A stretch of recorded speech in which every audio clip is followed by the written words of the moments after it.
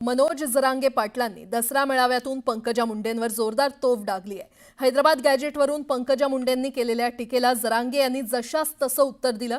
तसंच कर्जमाफी आणि शेतीला नोकरीचा दर्जा देण्याची मागणी जरांगे यांनी केली आहे। पाहूयात। गुलामीचं गॅजेट आपल्याला लागू केलं म्हणजे गॅजेट गुलामीचं होतं, म्हणजे आपले लेकर सुद्धा गुलाम समजता करे।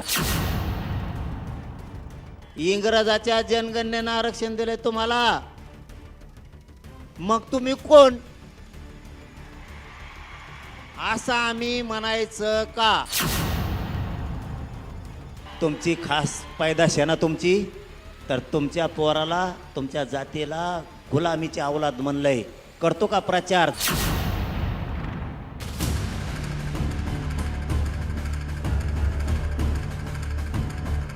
मनोज जरांगे पाटलांनी पंकजा मुंडेंवरती घणाघाती टीका केली। प्रकृती बरी नसतानाही जरांगे पाटील या मेळाव्याला आलेले होते। त्यांच्या एका हाताला सलाईनची सुई लावलेली होती, मात्र या अवस्थेतही त्यांनी भाषण केलं।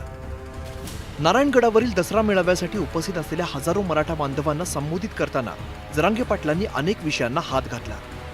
मी आहे तोवर समाजाला आरक्षण मिळालेलं पाहायचंय, असं भावनिक वक्तव्य जरांगेंनी केलं। हैदराबाद गॅजेटवरून पंकजा मुंडेंनी केलेल्या वक्तव्याचा जरांगे पाटलांनी समाचार घेतला। इंग्रज काय तुमच्या परिवारात राहत होता का घरात राहत होता? त्याचं कारण काय? तुमचा परिवारातला आहे का त्यो? निजाम आमच्या परिवारातला नाही म्हणून गुलामीचं। मग आता इंग्रज हे तुमच्या परिवारातला आहे का म्हणून 1931ची जनगणना घेतली आणि तुम्ही त्याच्या जीवावर आरक्षण घेतलं? तुम्हाला त्यानेच आरक्षण दिलं इंग्रजाच्या जनगणनेनं। जरांगे पाटलांनी इतकी जळजळीत प्रतिक्रिया का दिली ते आता आपण बघूया। पंकजा मुंडेंनी एका मुलाखतीत पुढील भाष्य केलं होतं। भारत स्वतंत्र झाला आणि लोकशाही स्वीकारली। देश गुलाम असताना आणलेल्या गॅझेटला स्वीकारणं कितपत योग्य आहे, असा प्रश्न पंकजा मुंडेंनी उपस्थित केला होता। त्यामुळे संतापलेल्या जरांगे पाटलांनी पंकजा मुंडेंसह त्यांच्यासोबत काम करणाऱ्या मराठा नेत्यांनाही खडेबोल सुनावले। आमचे जे त्या पक्षात काम करतात तिच्या संग कामं करतात, त्या मराठ्याच्या पायदाशी कोण कोण आहेत? हे मराठ्याच्या पायदाशी हो, तुमची खास पैदाश आहे ना तुमची, तर तुमच्या पोराला तुमच्या जातीला गुलामीची औलाद म्हणलंय। करतो का प्रचार?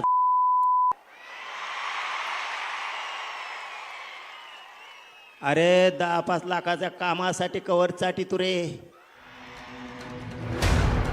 मनोज जरांगे पाटलांनी पंकजा मुंडेंवरती हल्लाबोल केल्यामुळे त्यांनाही तितकंच तिखट उत्तर देण्यात आलं। जे पुरावे याकरता आवश्यक आहेत त्यांचा आश्रय घेण्यात आलेला आहे, त्यांचा आधार घेण्यात आलेला आहे।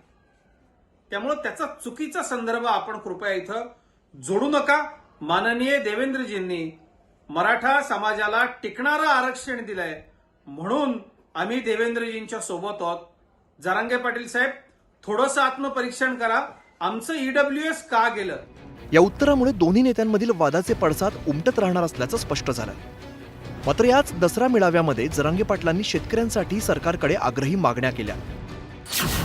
मराठवाड्यात ओला दुष्काळ जाहीर करा, पूरग्रस्तांना हेक्टरी 70,000ची मदत द्या, शेती वाहून गेलेल्यांना 1,30,000 मदत द्या, अशी मागणी जरांगे पाटलांनी केली। तसंच शेतकऱ्यांची संपूर्ण कर्जमुक्ती करा आणि आत्महत्याग्रस्त शेतकरी कुटुंबातील व्यक्तीला सरकारी नोकरी द्या, अशी मोठी मागणीही जरांगेंनी केली।